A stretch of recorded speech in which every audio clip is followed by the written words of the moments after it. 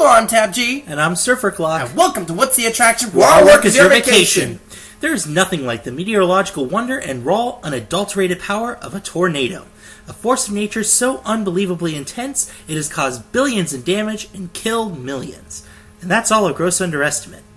But despite its capacity for destruction, we continue to be mesmerized as it winds and twists through the landscape. So mesmerizing, in fact, that they made a movie about them. 1996's Twister. Twister, the hot spot. Did you hack my sound effect file, Tap G? I don't know what you're talking about. I have got to change my password. Starring Bill Paxton and Helen Hunt, Cary Elwes, and future Oscar winner Philip Seymour Hoffman, the disaster film became a blockbuster in 1996 for its intense special effects, and some story about competitive storm chasing, divorce, childhood trauma, and a Brit playing a Southerner. And cows! Don't forget cows! And after making $494 million at the box office, Universal soon got wind that a tornado-themed ride was needed at Universal Studios Florida. In 1997, Venkman and the rest of the Ghostbusters busted their last ghost in Ghostbusters Spooktacular in order to make way for Twister Ride It Out. Ooh, can I play the music? Can I? Okay, fine.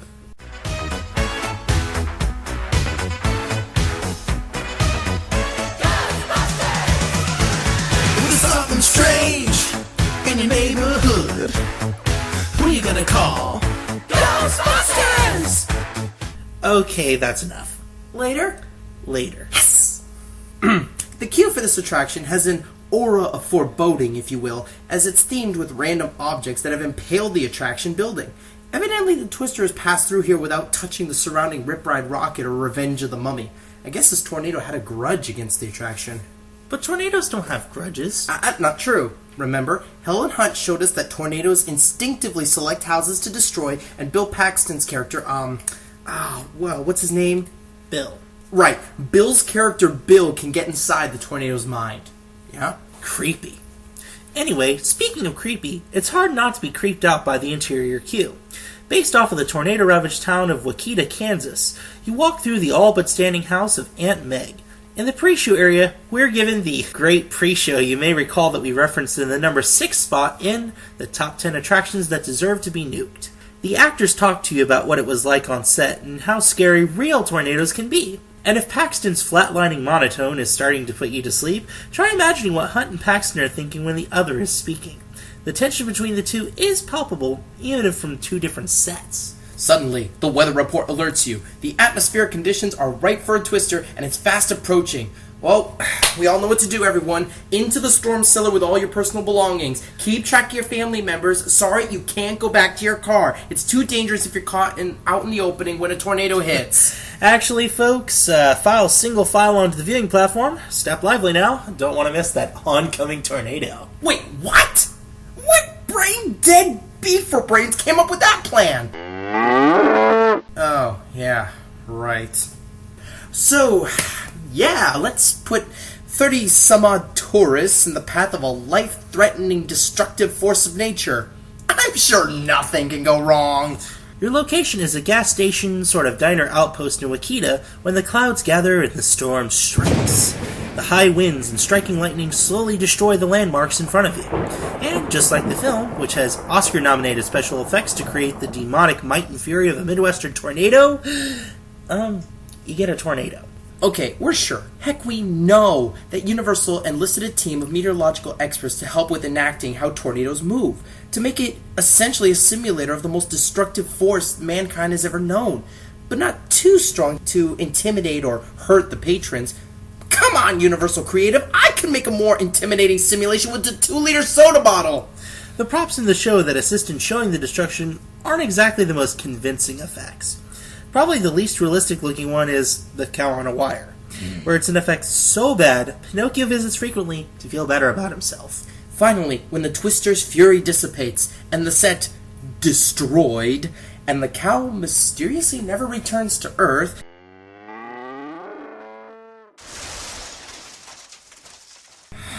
there he is. Anyway, there's one final surprise at the show's end. Or way to give it away. And as you exit to your left into the gift shop, be sure to indulge in all the great Tornado and Twister-themed merchandise available. Cows! OMG! Cows! Oh my god! Cows! Holy Holstein, Batman! Can't leave without some highly marketable bovine tchotchkes! You done yet? Almost. Hey! Gary Larson called! His gimmick's been shamefully ripped off! Okay, I'm done. Ready to review this thing? Do we have to? Yeah, but let's first... You can't go without mentioning that amazing pre-show. And by amazing, we mean amazingly bad. Bill Paxton sounds absolutely, utterly bored out of his mind. Hey, no more cow puns, okay? What? You said utterly. Oh! I didn't even realize that. Yeah, these two look so bored, like they had to be there or they were gonna lose money if they didn't be there. I suppose. I mean, that's the only way they could have brought them together. And they didn't even bring them together. Yeah, they're filmed on two separate sets, and you're watching them from two different television screens. It's like they were doing everything humanly possible to keep these two apart. Who knows? They're probably on opposite ends of the United States. I wouldn't have been surprised. Not at all. But even though the tension does seem maybe palpable, I think it's mostly disguised by Paxton's boredom. He looks like his acting coach was Liam Neeson on NyQuil. So, okay, there's that pre-show, and then there's the second pre-show that's in the queue. And honestly, I think that's the best part of the attraction. Honestly, yeah, walking through the queue, because it actually gives you that feeling, because it's nice, it's dark, it's very atmospheric. It almost reminds me of like a Halloween Horror Nights house, Yeah, to be kinda. quite honest. Yeah, I can totally see that.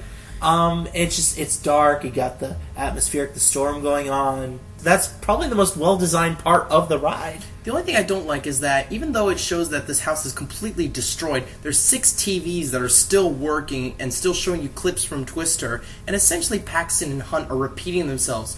Tornadoes are dangerous. They're scary. They're so scary. We were on set when one almost attacked. We barely made it out alive. I don't think it actually roared like it did in the movie.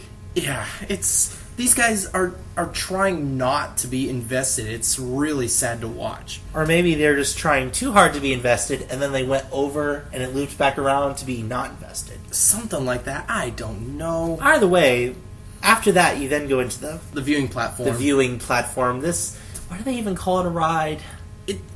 I think they only call it a ride because the ground you're standing on actually moves. Slightly. Slightly, yes. It's not even like motion simulator moves, like Shrek's floor moves. Fair enough. The effects are just okay for what they are. The effects are okay at best. They're not really that great. And They're barely passable even as it is. I mean, just that cow alone. I remember when we were standing there and all of a sudden this thing just glided by our faces of this stuffed cow with the wires that are blatantly obvious. It didn't glide by, it floated by. Yeah, and I think people were laughing, but it wasn't laughter like, it's a cow, like people laugh at the Far Side. It was people laughing like, wow, that was cheap. Considering how far back this attraction was made, and how long the test of time that it has stood, there are so many things that are so much better than this. If Universal is going to get out there and destroy old rides to put in new stuff, why hasn't this gone yet? I can only think that maybe it's a merchandising thing. And even then, it's just cows, which is just 2 lines of a joke in the entire movie.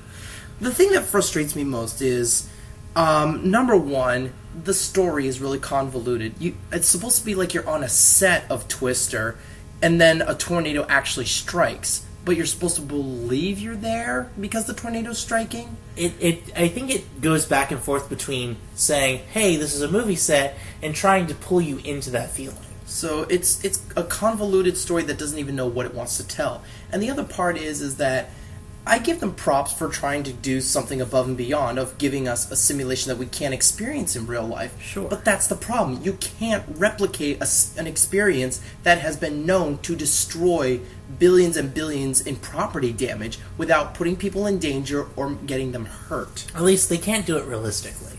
And that's why this ultimately fails. Yeah. Ultimately, I give this a 2 out of 5. It's worth seeing once.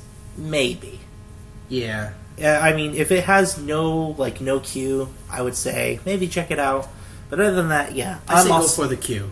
Yeah, for the line itself. I'm not even talking about the line that's outside, which is, you see Rip Ride Rocket go through there. That's... But the interior queue where you go through Aunt Meg's house. Yes. I'm going to go ahead and give it a 2 out of 5 as well. So that's a 2 out of 5 from Surfer Clock and a 2 out of 5 from Tap G. Okay, time for the restrictions.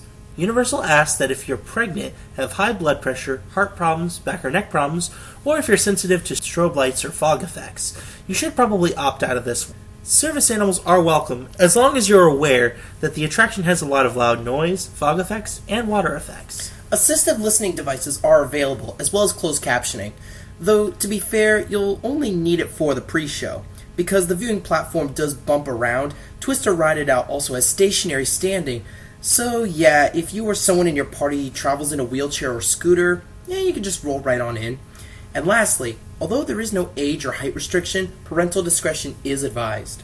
So, to whom can we recommend Twister Ride It Out? That's a good question. Maybe fans of the movie? Perhaps those into meteorology? I think that's a stretch. While yeah, the aspect of watching a tornado is amazing, there's nothing here that'll really educate anyone about the reality and the destruction of tornadoes. The one in the show is hardly even an F1 on the Fujita scale, but hey, at least they have cows. Maybe you should have a talk with whoever came up with the idea of promoting cows. Moo! Hi there, boys and girls, moms and dads. I'm Moolah the Cash Cow, and I'm utterly delighted to see ya. Moolah the Cash Cow. Just the bovine we wanted to see. What's your beef? Is this your idea of mass appeal marketing? A 1996 pseudo-blockbuster with the deadly reality of tornadoes with cows? What do you have to say for yourself? And that's no bull. Okay, you know what? I'm getting nowhere here, clearly. I guess I'm gonna have to, resort to physical violence. Come at me, bro. What now, brown cow? Call security. Oh, don't hurt Moolah. He's just a teenager who needs a summer job. Yeah, that's what I thought. I think we're done here. Thanks for listening, folks. I'm Surfer Clock. And I am so in the mood for a burger. And this was What's the Attraction? Where our work is your vacation. Security, open up! Oh, moo.